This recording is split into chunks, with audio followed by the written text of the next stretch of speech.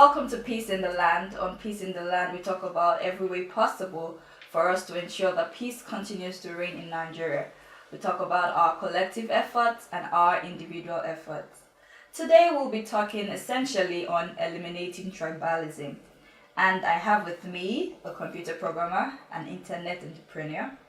He's the chairman and CEO of Civimetric Network Company, and he is also an anti-corruption and a peace ambassador. He is the ECOWAS Anti-Corruption Ambassador, and he recently won the Peace Achievers Award early this year. I have with me Ambassador Sowemimo Abiodun Alex. Welcome to the show, sir. Thank you very much. Thank you for having me. All right, sir. So it's believed that one of the major problems or one of the major causes of conflict in Nigeria is actually tribalism. Do you agree with this statement? Yes, I totally agree to that statement, and because we found ourselves in an environment where our founding fathers tell you how to live your life. You being an Igbo person and you want to get married to a Yoruba man, you grew up together, you finish from the same school, you have same goals and interests in common. But because of the tribe, they discourage you and tell you being a Yoruba man, you cannot marry a Yoruba lady, and which is totally bad. And beyond that, religion too also play a very key role in this aspect, because me being a Muslim and you being a Christian, our parents will tell you, no, you can't marry from a Christian, or you can't marry from a Muslim. No. America is where it is today because of unity. They believe in one America. They take America over any race, any religion, and all that. And if we go back to the Holy Book, even Jesus Christ of Nazareth says in the Holy Book that there are three things left: faith, love, and hope. And the greatest of all is love. And for us to achieve this, there must be love. If there is love, with all our collective effort, we will overlook all each other's shortcomings by overlooking religion, by overlooking race and any ethnicity. So my own view is, if we can curb this thing, we have a better Nigeria and a peaceful Nigeria. Okay, you are a peace ambassador, so I want to ask, in what ways have you been able to actually promote peace? Yeah, I have been promoting peace for the past 3 to 4 years. We've been going to different universities, because if you want to solve a problem, you don't solve a problem from the top. You solve it from the root. We've been able to capture the university student and impart knowledge into their medulla oblongata by letting them realize that in unity there is strength, that we are one Nigeria. And Nigeria is bigger than any religion, it's bigger than any race, any ethnicity, that we should live in peace. Imagine a computer programmer from the East that has these skills. And because I'm a Yoruba man and I have a technology company, because I don't want Igbo man to work for me, that means I have to let go of that Igbo person that can bring this area of expertise to promote and take my business to the next level. So that has to be stopped. So we've been able to impart this into this young adult's brain, and we've been going from OAU to University of Ibadan to more than over 30 universities, and we are still doing it. And we've been able to build an incubation hub for these young adults, for them to be able to learn in one. How has the response been? It has been very good.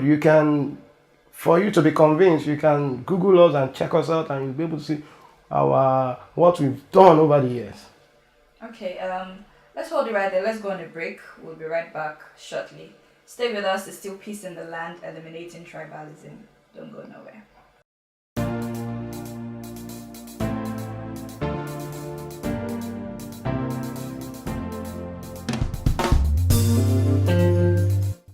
You're welcome back. It's still Peace in the Land, eliminating tribalism, and still with me is Ambassador Sowemimo Abiodun Alex.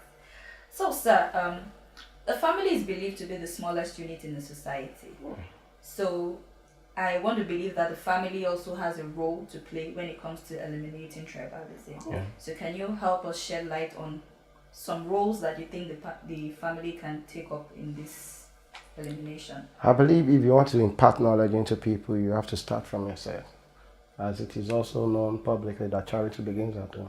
I've been able to use myself as a practical example to the world. I'm a Yoruba man. I married an Hausa lady, and I believe, above all, we've been so good together through the course of our marriage, and we have 2 children.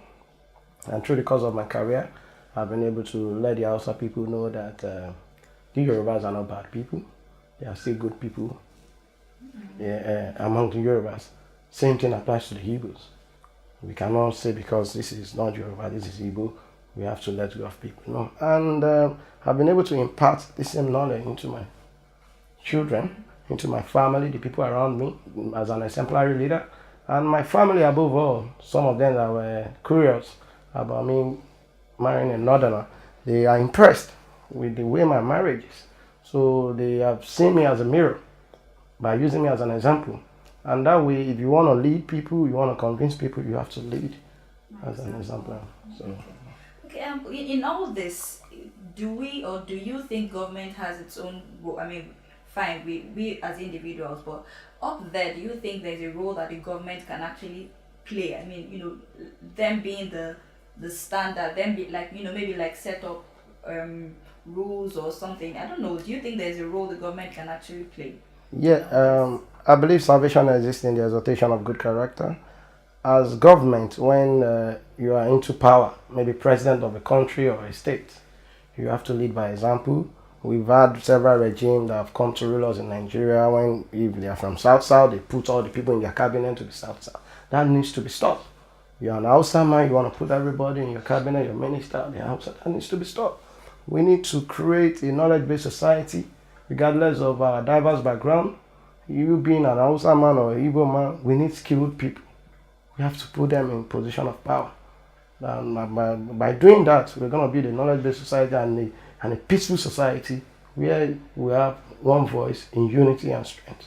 So if I become the president of Nigeria or the governor of a particular state in Nigeria today, I will not say because you are Igbo or Hausa, I will not put you.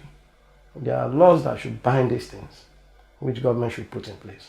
I think they should need to look into that, and if they can actually put it into the Nigerian constitutions, it will bring more unity among us in Nigeria. Okay, so let me ask finally, how do you think people with, young ones with tribal parents, how do you think they can deal with their parents who are tribalistic? I mean, because I've realized that as generation is coming up now, a lot of children don't seem to really care about these things, but it's like their parents are the ones really putting it in their heads. So how do you think they can handle this thing? It's very easy. We are the digital revolution now, where anything is possible. And like I said earlier, when you can convince people, your parent complaining, recently the Sonny Dangote got married to a Malaysian lady. You get one thing, they've removed race out of the whole thing now. They are able to convince them that, Daddy, we are in the 21st century. This is the digital revolution. So and so got married to each other. Let's Google it, check it. And they are living happily. So I believe if they can use and leverage on the internet where you can get any information to convince your parents, to use some people that are living very well from different background of ethnicity as an example, I think it will play a major role. Okay, let's quickly look at education. In all this, is there a role education plays? Because you just talked about now that if you're like you talked about googling this thing and educating you, but there are some parents that because they are so deep into that religion, deep into that region, that ethnicity, they really don't see beyond the walls of their ethnic group. Let me give you an example of a Sunni Muslims. A Sunni Muslims is like a Christian deeper life. They are very strict in their dealings, and one of the most influential Sunni Muslim in the world today is Mufti Menk. You can Google Mufti Menk, and he is somebody that talked about this peace in the land. You are a Muslim, she is a Christian, you finish from the same university, you have the same interests, you are very compatible in all areas of life. Will you not let your tribe to define your future? No, it shouldn't be so. All right, thank you very much, sir. It was nice having you on the show. We hope that you will do honor our invitation next time whenever we call. Thank you very much. Thank Thanks you for having for me. joining us today on the show, Peace in the Land. We talked about eliminating tribalism, and we do hope that in all that you do, you are conscious of the fact that we are all Nigerians, regardless of where we are from. Join us again next time for another episode of Peace in the Land. I am Moyo Lania.